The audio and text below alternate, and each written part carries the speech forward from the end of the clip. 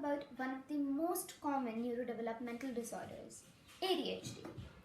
ADHD stands for Attention Deficit Hyperactivity Disorder, which is very complicated. So today, I'm going to break it down for you. What is ADHD? ADHD is, it is trouble regulating attention. Now, most ADHD things happen to all of us every once in a while, like losing keys, daydreaming, forgetting to turn in an assignment. But when they happen too frequently, that's when it's a problem. ADHD can be divided into three types: hyperactive, inattentive, and combined.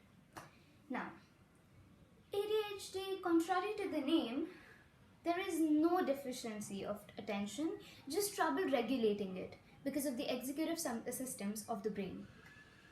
Let us understand this with the help of an example. Your brain is the secretary and you are the CEO of a company doing a very important task. A normal brain would not allow distractions to enter, ask them to either book an appointment or leave. An ADHD brain will either allow everybody to enter or not allow anybody to enter, even if it's important, like food. Okay, so now that we've got that down, let's talk about working memory, another executive function. What is working memory? Working memory is the ability to hold information in our brain while we work with it, in simple words. Everybody's brain has limited capacity, but in ADHD patients, the capacity is even smaller, and that gets a little difficult. So let's understand that with another story.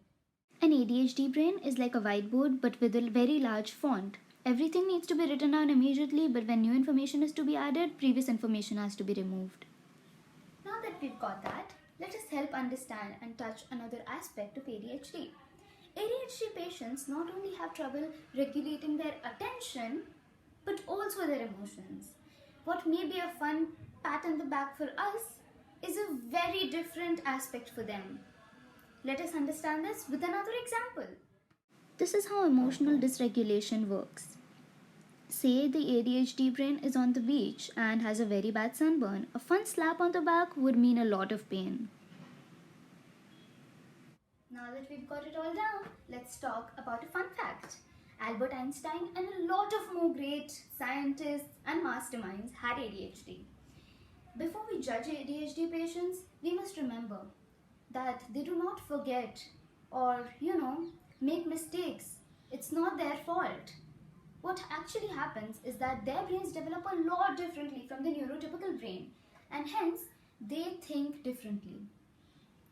With the right guidance and help, they can be some of the most productive brains ever. Let us help understand how the ADHD brain functions with the last example of today. The ADHD brain is like a race car. It can help you win races, but there's a problem. The brakes are bicycle brakes and now you skid. With the help of a mechanic, you can rebuild the brakes and the engine will work a lot better now. And once that happens, there'll be a productive outcome of you winning the race. That is how ADHD really works.